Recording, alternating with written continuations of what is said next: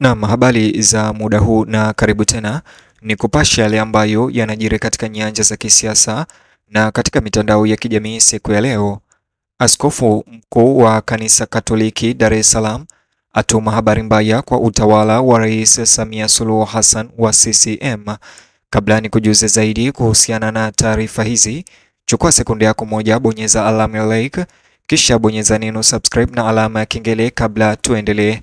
Katika mahubiri mazito na yenye tafakari ya kina yaliyotolewa mnamo tarehe 10 Novemba katika kanisa kuu la Mtakatifu Joseph jijini Dar es Salaam, Askofu mkuu wa Jimbo Kuu Katoliki la Dar es Salaam, Mhashamu Jude Ruwaichi alihutubia taifa kwa ujumbe uliochanganya imani, haki na wito wa mwamko wa maadili.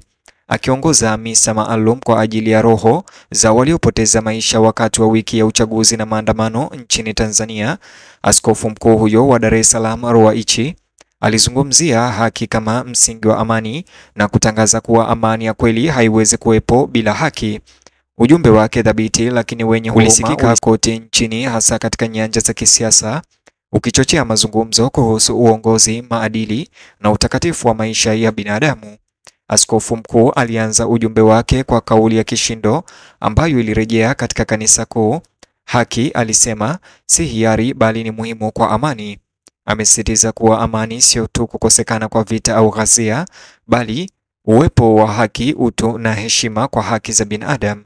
Haki ndiyo msingi wa amani, narudia, haki ndiyo msingi muhimu wa amani, alisikika akisema kwa usadikisho mzito katika ibada hiyo. Kwake hii haikuwa dhana ya kitheolojia bali ukweli wa kitaifa, ukumbusho kwamba hakuna jamii inayoweza kusimama ikiwa itapuuza mateso ya watu wake.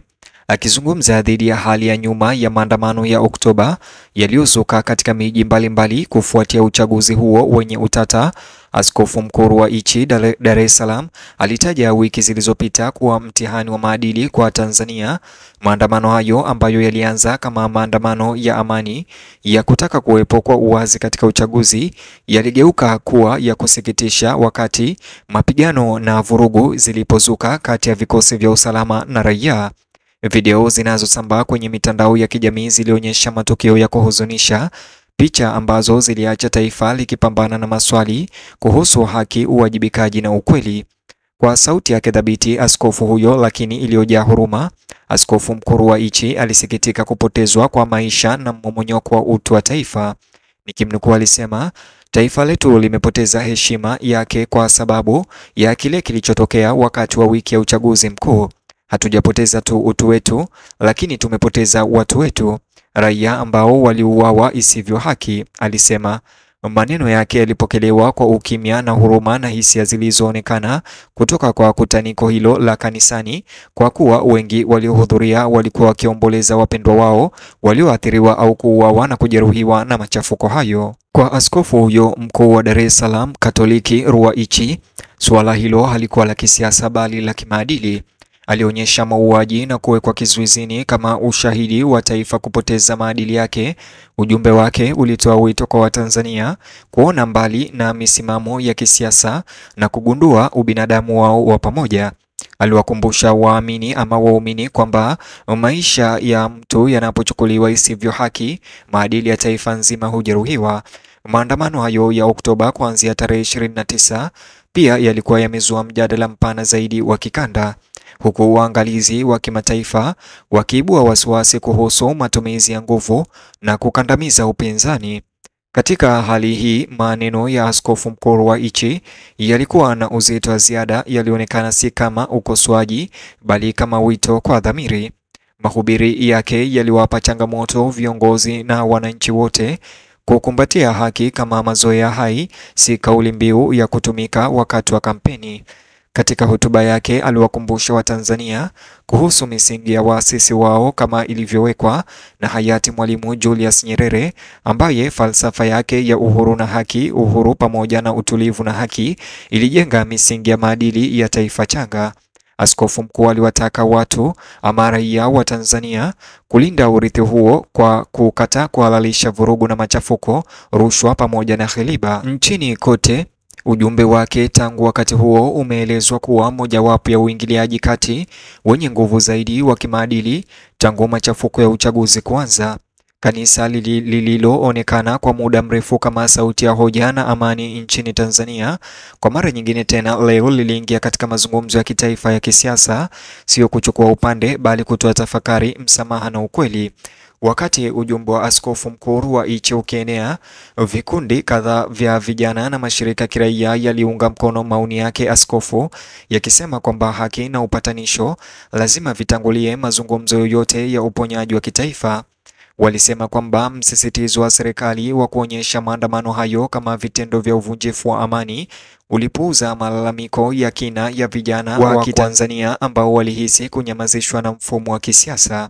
Waangalizi walibaini kuwa mahubiri ya askofu mkuu wa Iche yaliendana na wasiwasi unaoongezeka miongoni mwa viongozi wa kidini na wa kiraia kwamba nchi ilikuwa imesimama kwenye njia panda kati ya kuendelea kwa ubaguzi au fursa ya kujenga tena uaminifu.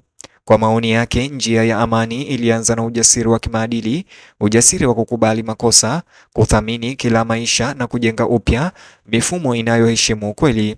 Alihitimisha mahubiri yake kwa kutafakari hekima na uadilifu, akiwataja kuwa nguzo pacha za uongozi wa uadilifu. Katika hotuba yake ya mwisho, askofu mkuu aliombea upya taifa. Aliwataka viongozi kutawala kwa unyenyekevu na wananchi kushikilia imani yao katika wema. Ombi lake lilikuwa kwa Tanzania kuwa taifa linalothamini kila maisha kwa usawa, ambapo amani hailazimishwi na ukimya bali hupatikana kwa haki. Ujumbe wake pia uliingiliana na mijadala ya hivi karibuni kuhusu mwenendo wa polisi kufuatia taarifa za kamanda wa polisi wa mkoa wa Dar es Salaam, Jumanne Muliro, ambaye alikanusha madai kwamba mauaji ya watu wengi yalitokea wakati wa maandamano hayo. Kusisitiza kwa kanisa juu ya uwajibikaji kuliongeza shinikizo kwa mamlaka kuruhusu uchunguzi huru katika matukio ya Oktoba tarehe 29 na siku zilizofuata za maandamano. Wakati huo huo, mashirika kimataifa ya haki za binadamu yaliendelea kuhimiza uwazi na kujizuia, yakionya kwamba kukandamiza ukweli kunazidisha migawanyiko nchini. Katika mazingira haya, maneno ya askofu mkuu yalitumika kama ombi la upole lakini thabiti la uaminifu, huruma na mwamko wa kimaadili, maadili ambayo yalifafanua utambulisho wa Tanzania baada ya uhuru. Kwa kumalizia, ujumbe wa askofu mkuu wa Iche Dar es Salaam ulivuka siasa. Ulikuwa wito wa kitaifa kwa dhamiri, kukumbusha Tanzania kwamba amani bila haki ni udanganyifu na kwamba hakuna nguvu au propaganda yoyote inayoweza kuchukua nafasi ya uzito wa maadili ya ukweli. Sauti yake iliungana na ile ya viongozi wengine wa kiroho wa Kiafrika, hasa Tanzania, ikitoa mwangwi katika bara zima la kutafuta uhuru usiotokana na vurugu bali katika maono na umoja. Hatimaye mahubiri yake yaliacha alama isiyofutika, wito kwa Watanzania kugundua upya roho ya taifa lao, kukumbuka kwamba heshima inarejeshwa si kwa ukimya bali kwa ujasiri, na kuzungumza si kwa kukana bali kwa njia ya kweli. Ilikuwa kwa kila maana mwamko wa kiroho uliojificha kama mahubiri na ukumbusho kwamba hata katika uso wa hasara, haki inabaki kuwa mpigo wa moyo wa amani.